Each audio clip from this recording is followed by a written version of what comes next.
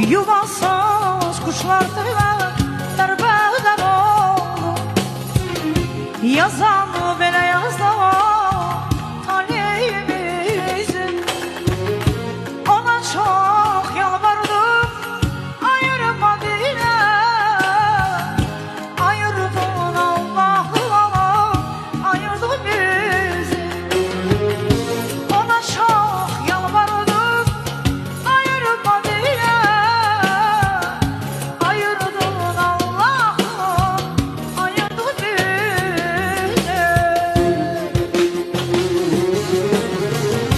Yine ayrıldım, yerler yesin. Hele yaman yerine yolları kessin. Gözyaşı içmeyi kaytarmaz geri. Anlama gözlerini, anlama ben.